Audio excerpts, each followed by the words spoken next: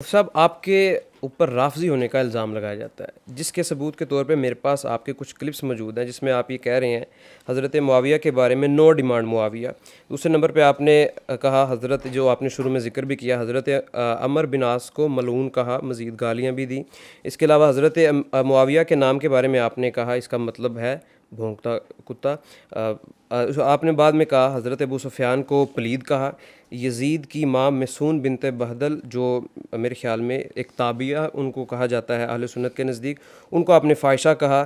سیدہ پاک سلام اللہ علیہ کے لیے آپ نے غلط فہمی کا لفظ بولا۔ حضرت عائشہ کو آپ نے غلطی پر کہا۔ آپ کی سوشل میڈیا پہ جو کہا جاتا ہے کہ آپ مجالس میں جاتے ہیں مختلف، اور کیا مجالس وہ میں؟ جی ٹی وی پہ کوئی آپ شیعوں کی اچھا، اور اس کے بعد ان سب چیزوں کے بعد چونکہ آپ نے پہلے یہ چیز بیان کر دی ہے کہ یہ چیزیں کو مطلب کہ مختلف انداز سے پیش کیا جاتا ہے، مگر آپ نے ایک بیان آپ کا یہ بھی میری نظر سے گزرا، آپ نے تسلیم کیا کہ میں جو ایسی چیزیں ہوتی ہیں وہ میں جان بوجھ کر ادا کرتا ہوں، ایسے وہ کسی مطلب کہ ایسے نہیں ادا ہو جاتی، تو اس کے بارے میں آپ کیا کہیں؟ دیکھیں، بات یہ ہے کہ یہ تو دنیا کے کسی بھی شخص کی کوئی بات کلپ کاٹ کر آپ اس کو کسی جگہ سے جوڑ کر ملا دیں تو آپ اس کو کافر بھی بنا سکتے ہیں اور کسی ہندو کو مسلمان بھی بنا سکتے ہیں، یہ تو کوئی مشکل نہیں ہے آج کل۔ بنیادی طور پر یہ جتنی بھی آپ نے عبارات پیش کی ہیں، ان عبارات میں جو نو ڈیمانڈ معاویہ ہے، یہ جب لفظ جو میں نے بولے ہیں، تو آپ اس پوری ویڈیو کو آپ نے نہیں دیکھا، اس پوری ویڈیو میں آپ دیکھیں تو میں یہ کہہ رہا ہوں کہ بھائی جب حضرت امیر معاویہ اور حضرت علی کی جنگ ہو رہی تھی تو اس وقت نو ڈیمانڈ معاویہ، اس وقت صرف علی، جی اس حوالے سے میں بات پوری کر رہا ہوں، اس حوالے سے یہ میں نے بات کی کہ ہم اس وقت نو ڈیمانڈ معاویہ علی، کیونکہ حضرت علی اہل سنت کے عقیدے کے مطابق حق پر ہیں اور حضرت معاویہ سے خطا ہوئی ہے، لہذا ڈیمانڈ حق کی ہوتی ہے، خطا کی ڈیمانڈ نہیں ہوتی ہے۔ اس کانٹیسٹ میں، اس تناظر میں یہ بات میں نے کی تھی، اور اس طرح کی گفتگو بہت سارے ہمارے اکابرین کی کتابوں میں بھی موجود تھی جو میرے پیش نظر تھی، تو میں نے اس حوالے سے اس کو گفتگو کیا۔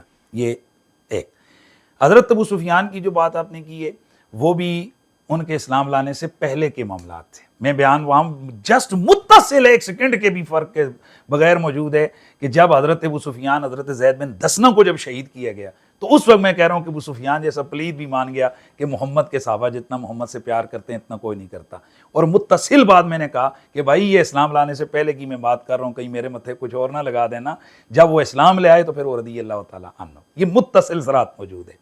آگے آپ کا کیا تھا حضرت عمر بن العاص والا، وہ تو میں پہلے اس کو ڈسکس کر چکا۔ یزید کی ماں مسون، یزید کی ماں مسون بنت بادل، بالکل اس کے حوالے سے ہمارے اہل سنت کی کتابوں میں موجود ہے کہ وہ اگر تابعہ، یعنی کہ وہ تابعیت کے دور میں تھی بھی، تو اس کے جو کریکٹر ہیں وہ کریکٹر بھی تو ہماری کتابوں میں جناب وہ رپورٹ ہوئے ہیں۔ آپ کے نزدیک ان کو فاحشہ کہہ سکتے ہیں؟ بھائی میں عرض کر رہا ہوں، میں اس کو کیا کہوں جو کتابوں میں لکھا ہوا ہے کہ حضرت، اچھا مجھے ایک سوال کا جواب دیں، ایک آپ کا استاد ہے، وہ کسی عورت کو طلاق دیتا ہے، اور طلاق دینے کی ریزن بھی یہ ہے کہ وہ آپ کے استاد کو گندی گالی دیتی ہے۔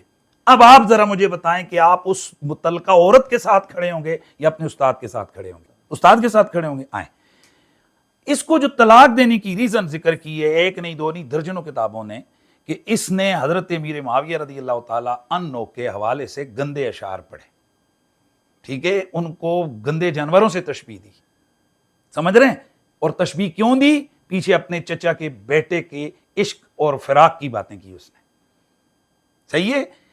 اب اس وجہ سے پہلے حضرت معاویہ کو رپورٹ ملی کہ بھئی یہ اس قسم کی عورت ہے، تو انہوں نے اس پہ یقین نہیں کیا۔ جب انہوں نے اپنے کانوں سے یہ سنا تو پھر آپ نے فرمایا محسون، میں نے تیرے لیے کیا کیا؟ اس کے لیے مال بنایا، اس کو سونے سے لادا، کتنا تو نے آگے سے کیا کیا؟ آپ نے اس کو طلاق دے دی اور وہ جناب والا چلی گئی۔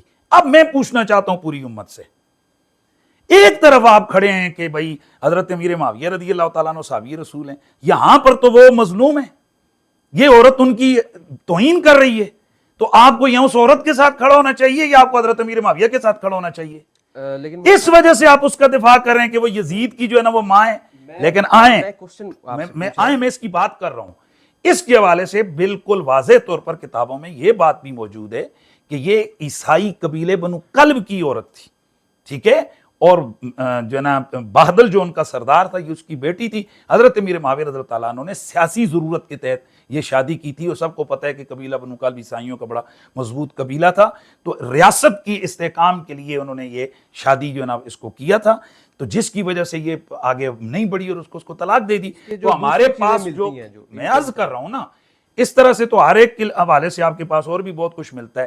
میں پوچھنا یہ چاہتا ہوں اپنی پوری امت سے کہ یہ درد صرف یزید کی ماں سے کیوں ہوا ہے؟ بھائی یہ درد یزید کی ماں پہ کیوں ہوا ہے؟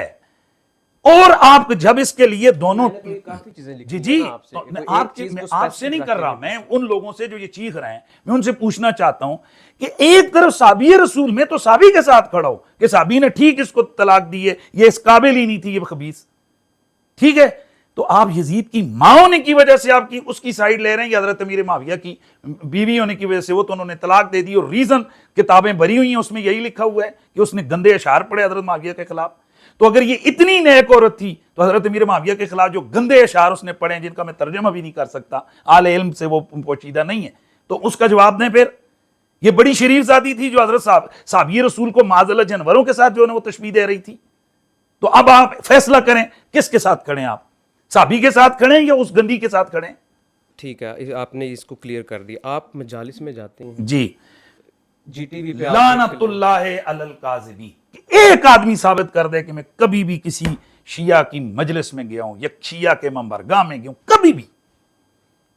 استغفر اللہ، کتنے مکار کتنے دجال ہیں یہ ظالم لوگ. قرآن تو یہ کہتا ہے کہ لا یجرمنکم شنآن قوم علی الا تعدلوا اعدلوا فهو اقرب للتقوی، کہ آپ عدل کسی سے مخالفت ہو تو آپ عدل و انصاف کا دامن نہ چھوڑیں.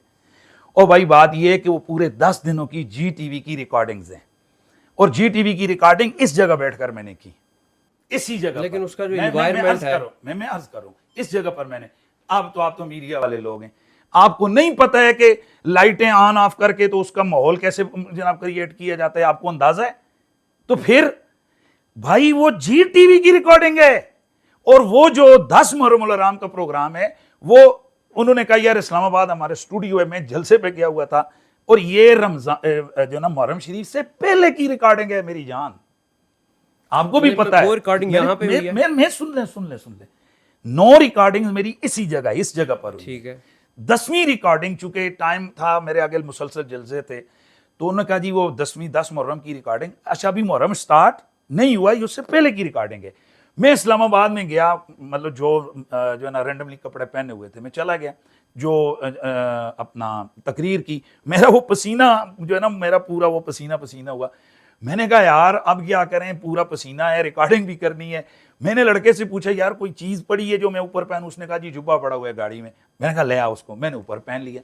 اندر گئے تو آپ کو اچھی طرح پتہ ہے جتنے بھی ٹی وی چینلز ہوتے ہیں ان کے جو اسٹوڈیوز ہوتے ہیں یہ بک ہوتے ہیں گھنٹوں کے حساب سے، کہ ایک اسٹوڈیو ہے اسی پہ جی ٹی وی ریکارڈنگ کر رہا ہے، اسی پہ پی ٹی وی کر رہا ہے، اسی پہ سارے کر رہے ہیں. تو انہوں نے کہا یار یہ ہمارا ٹائم ہے. مجھ سے پہلے شیعہ اسکالر ان لوگوں کی وہاں پر ریکارڈنگ ہوئی تھی، اور ان کے وہ جو علم شلم تھے وہ انہوں نے وہ ماحول بنایا ہوا تھا، لگے تھے. میں نے جیسے جا کر دیکھا، میں نے کہا یہ علم وغیرہ تو آپ اتار دیں مہربانی کریں، یہ ہمارا جو ہے نا وہ طریقہ کار نہیں ہے. تو باقی جو پیچھے دیوار میں ایک فکس ان کا بینر تھا جس پر لکھا ہوا تھا کہ یا غازی عباس، تو میں نے کہا اس میں کوئی ایسی بات تو نہیں لکھی ہوئی کہ جو یا غازی عباس پر الزامات تو لگائے جاتے ہیں، تو آپ کو میرے خیال میں اس میں احتیاط نہیں تھی برتنی چاہیے. دیکھیں نا میری عرض سنیں، ایک ریکارڈنگ میں کر رہا ہوں، اور وہ جو ریکارڈنگ ہے اس میں اپنا مسلک اہل سنت بیان کر رہا ہوں. اب وہاں نظر آ رہا ہے کہ کل 10 بندے بیٹھے ہیں، ان میں بھی 2-3 میرے ڈرائیور اور گن مین بیٹھے ہیں، کچھ وہاں سے کیمرہ مین پکڑ کے انہوں نے کل 10 بندے وہاں بیٹھائے ہوئے ہیں. اب جس وقت انہوں نے اس کو نشر کیا تو انہوں نے نیچے وہ لگا دیا جی کہ مجلس شام غریباں یہ مجلس ہے وہ جناب اس کو آپ کر دیں. ٹھیک ہے، اس کی میں کئی دفعہ کب کی ہے ایک بار کلیئر کر دیں. یہ کافی سال پہلے کی ہے، 5-7 سال پہلے کی. تو مثال کے طور پہ جب یہ ہوئی 4-5 سال ہوں گے، آپ جب آئے آپ نے دیکھا نشر ہو گئی ہے، کیا اس کے بعد آپ نے اس کے اوپر کوئی اپنا 20 دفعہ رد عمل دیا کہ 20 دفعہ ٹیکسٹ لگایا ہے؟ بھائی 20 دفعہ دیکھیں نا، ایک چیز آن ایئر ہو چکی ہے. اب ہم کس کو کہہ سکتے ہیں؟ جو ٹی وی والے ہیں ان کو بولا، انہوں نے کہا جی جیسے ان کے بہانے، آپ کو بھی پتہ ہے ان کے بہانے ہوتے ہیں، وہ جی اس نے کر دیا، ایڈیٹر نے کر دیا، پروڈیوسر نے کر دیا، آئندہ نہیں ہوگا. لیکن صاحب آپ کا کلپ نہیں کوئی دیکھا اس وقت، یعنی کہ جب یہ آپ کا معاملہ ہائی لائٹ ہوا ہے اس کے بعد. بھائی میری ایک سوال کا جواب دیں. میں ایک ایمان کی صحابہ کی عظمت کی بات کر رہا ہوں، اہل بیت کی بات کر رہا ہوں. میں ایک جگہ پر بیٹھا ہوا ہوں, میں جب مجلس میں گیا ہی نہیں ہوں. تو انہوں نے لائٹوں کا جو ماحول بنایا, وہ کیا ایسا کفر آ گیا کہ جناب ایک لائٹ اوپر آ گئی تو آپ اس کو لے آئیں کہ جناب اللہ وہ دیکھو شیعوں کی مجلس میں. پہلے تو وہ لعنتی اس کا جواب دیں, کیونکہ لعنت اللہ علی الکاذبین, وہ لعنتی اس کا جواب دیں کہ جن کو باقاعدہ طور پر 12 اسی کے دوسرے تیسرے دن جب یہ چیز انہوں نے پروپیگنڈا اٹھایا ہماری طرف سے, ہمارے سوشل میڈیا کے ہمارے جو اکاؤنٹس ہیں ان پہ ہم نے بتا دیے بھئی یہ جی ٹی وی کی, اور ساتھ اس کے بعد 20 دفعہ میرے کلپس کے اندر آ چکا ہے کہ بھئی یہ ڈیٹ دیکھو, جی ٹی وی دیکھو, یہ ریکارڈنگ دیکھو, یہ پورا تسلسل دیکھو. اب جو لوگ پھر بھی نہ مانے تو میں ان پہ کیا کہہ سکتا. نہیں, آپ نے جب دیکھا, آپ نے کہا میں نے آ کے رابطہ بھی کیا, انہوں نے بعد میں اپنے عذر پیش کیے, ہو گیا ٹھیک ہے, تو اس کے باوجود پھر آپ اس کو ڈیفینڈ کیوں کر رہے ہیں کہ میں نے وہاں جا کے جو ہے وہ مطلب کہ اگر تو وہ بری چیز نہیں تھی او میرے بھائی میری ایک بات سنیں نا, میری بات سنیں, ایک سوال ہے, میں شیعوں کی مجلس میں نہیں گیا, میں اسٹوڈیو میں ریکارڈنگ کر رہا ہوں. اس کے نیچے جسٹ صرف انہوں نے بھی نہیں کہا کہ کسی مجلس میں سے یہ تقریر کر رہے ہیں, انہوں نے کہا بھئی واقعات شہادت مفتی حنیف قریشی کی زبانی سنیں. اس میں کوئی ایسی چیز نہیں ہے کہ جس میں لکھا ہو کہ فلاں امام بارگاہ سے براہ راست. یہ تو ان خبیثوں نے, میرے مخالفین نے کہا جی کہ یہ امام بارگاہ میں تقریر کر رہا ہے. کہ میں نے ان سے بعد میں رابطہ کیا, آپ نے کیا لکھ دیا؟ اوہو بھائی, اس کا رابطے کا مطلب یہ تھا کہ بھئی آپ نے ایسے ماحول میں یہ چیز واضح کی ہے کہ گویا میں کس میں بیٹھا ہوا ہوں, ایک جناب اس کیا بولتے ہیں مجلس اعضاء میں یا اس میں. تو انہوں نے اس پہ کیا, مثلا ایک بات ہے, اب آپ میری یہ ریکارڈنگ کر کے لے کے جا رہے ہیں آپ سے, جیسے ابھی بھٹی صاحب نے میری ریکارڈنگ کی, اس میں انہوں نے میرے سے سوال نہیں کیا تھا ممتاز قادری صاحب کے حوالے سے, لیکن نیچے انہوں نے باقاعدہ کافی دیر وہ میرا بیان الفی جناب وہ چلاتے رہے. اب سوال یہ ہے کہ میں بھٹی صاحب کو کیا کہوں, میں نے اتنا ہی کہنا تھا یار بھائی تو نے سوال نہیں کیا, جو چلنا تھا وہ تو چل گیا, اب میں اس کو کیا کروں, ماروں. انہوں نے بھی کہا یار وہ بس چلا دیا, چلے آئندہ نہیں ہوگا. ایسے ہی ہوتا ہے. ہم لوگ آپ لوگ ہم لوگ جب جو میڈیا کے ساتھ متعلق لوگ ہوتے ہیں, کوئی کسی کا ڈنڈا نہیں مارتا یا ایک وجہ سے اٹھا کے وہ کفر ہو گیا ایمان ہو گیا, ایسا نہیں ہوتا. ایسی چیزیں, اس سے بڑی بڑی چیزیں میڈیا پہ ہو جاتی ہیں. تو یہ ایک چیز ہے, سوال تو ان لوگوں کی خباثت کا آپ اٹھائیں نا کہ انہوں نے اللہ کے آگے جان نہیں دینی, کہ جن کو پچھلے کتنے سالوں سے ہم لوگ بیان کر رہے ہیں کہ بھئی یہ ٹی وی ریکارڈنگ ہے, ہم کسی جگہ نہیں گئے, وہ پھر اس کو اٹھا کر کہہ رہے ہیں کہ جناب یہ حنیف قریشی کا یہ جرم ہے, حنیف قریشی کا یہ جرم ہے. اور دوسری طرف وہ جو خود انہوں نے بلنڈر مارے ہوئے ہیں, خود جو انہوں نے گستاخیاں کی ہوئی ہیں اہل بیت کی صحابہ کی, اس کو جناب ہضم کیے ہوئے بیٹھے ہیں. اور کیا رہ گیا آپ نے ان جو میں نے اوپر آپ کی چیزیں وہ اوپر والی جو چیزیں آ گئی, اب آ جائیں اوپر والی چیزوں کے بارے میں آ جائیں. وہ جتنی بھی چیزیں تھیں, ان تمام چیزوں پر جس میں آپ نے سیدہ کائنات کے حوالے سے بات کی کہ یہ غلط فہمی کا لفظ ہے, یہ جیسے یہ میرا بہت پرانا کوئی 11 12 14 سال پہلا کلپ تھا, وہ انہوں نے ہائی لائٹ کیا. میں نے اس کے اگلے جو ہے نا 10 منٹ بھی نہیں گزارے, تو یہ کورونا کے دنوں میں چونکہ اس وقت بول نہیں سکتا تھا, تو میں نے اس کو لکھ کے اپنے پیڈ پہ مور لگا کے اپنے اکاؤنٹس پر اس کو میں نے کیا کر دیا, وہ جو جاری کر دیا اپنا کہ بھائی یہ تحریری طور پر کہ بھئی یہ میرا جناب مجھ سے یہ غلطی ہوئی ہے, میں اللہ تعالیٰ سے معافی مانگتا ہوں, یہ غلط فہمی کا لفظ بھی میں اپنے واپس لے کے بی بی پاک سے بھی معافی مانگتا ہوں, حضور سے بھی معافی مانگتا ہوں. ٹھیک ہو گیا. یہ جتنی بھی چیزیں پوائنٹس آپ اوپر لے کے آ رہے ہیں, ان پر ایک نہیں, دو نہیں, 4 دفعہ میں نے اس سے رجوع کیا. اور آخری ٹائم میں نے جو 2 سال پہلے مدینہ شریف میں روضہ رسول پہ جا کر بیٹھ کر ایک چیز سے دوبارہ کہا کہ بھئی میں اپنے آپ کو صحابہ اہل بیت کے معاملے میں بہت چھوٹا سمجھتا ہوں. لیکن آپ کو یہ جو بیان ملتا ہے کہ میں نے آپ تسلیم کیا کہ میں جان بوجھ کر کر رہا ہوں, وہ میں جواب دے رہا ہوں. وہ میری گفتگو کا کلپ کاٹا گیا, وہ میں ابھی آپ کو پروگرام کے بعد دوں گا, آپ نے لازمی اس کو چلانا ہے. کہ میں جو بیان کر رہا ہوں کہ اعمال سنت کا یہ عقیدہ ہے کہ جب حضرت علی اور حضرت معاویہ کی جنگ ہو رہی تھی تو حضرت علی جو ہیں وہ حق پر تھے اور حضرت معاویہ جو ہیں وہ خطا پر تھے. اور میں آگے کہہ رہا ہوں کہ جب علی اور معاویہ کی جنگ ہوئی تو ہم علی کے ساتھ تھے, لیکن جب حضرت علی اور اپنا حضرت حسن اور حضرت معاویہ کی صلح ہو گئی تو اب ہم امام حسن کے ساتھ ہیں. یہ بات کہہ کر پھر آگے میں نے کہا کہ یہ میں ایویں نہیں کہہ رہا, میں سوچ سمجھ کے یہ کہہ رہا ہوں. کیا کہ امام حسن کی صلح ہوئی حضرت امیر معاویہ کے ساتھ, یہ بات میں سوچ سمجھ کے کہہ رہا ہوں. اس کو انہوں نے جوڑ دیا کہ بھئی وہ جو بیچ میں سے پورے کلپ کاٹا میں بھی آپ کو دوں گا, ابھی سر پکڑ کے بیٹھیں گے, ابھی اس کے بعد میں آپ کو دکھاتا ہوں یہاں. اور آپ پہ لازم ہے کہ آپ نے بیچ میں یہ دونوں کٹا ہوا اور پورا کلپ آپ نے اس کو جناب اس کو چلانا ہے کہ کتنا بڑا ظلم ہے کہ اس میں کہا گیا کہ جی یہ ہے میرا منہج, یہ میرا عقیدہ. یہ ساری بحثیں ختم کرنے کے باوجود کہ جی نو ڈیمانڈ کا سارا، میں نے اس تمام چیزوں کے اوپر میں نے کیا کہا، یار میں نے بحثوں میں ہی نہیں پڑتا کہ یہ کہنا جائز تھا ناجائز تھا کیا تھا. میں اپنے آپ کو غلطی تسلیم کرتے ہوئے میں اللہ سے معافی مانگتا ہوں. کتنا بڑا کام تھا. ان سب لوگوں کو تو میرے ہاتھ چومنے چاہیے تھے، ان کو تو سلوٹ مارنا چاہیے تھا. یار مفتی صاحب، میں نے ایک جو مناظر بریلوی آدمی اسکول آف ہو تھاٹ کر، کی ایک میری چیز جملہ پڑھی، پورا جی. کر لوں، کہ یار مناظر آدمی ہو کر سارا کچھ کر سکتا تھا، پھر بھی علماء کی جو انہوں نے کہا جی یہ غلط ہے تو ہم نے بحثیں نہیں کی، ہم نے کہا جی غلط ہے. اوکے جناب، یہ جتنی چیزیں آپ نے بیان کی ہیں ان سے میں نے ایک نہیں دو نہیں تین بار رجوع کیا، توبہ کی.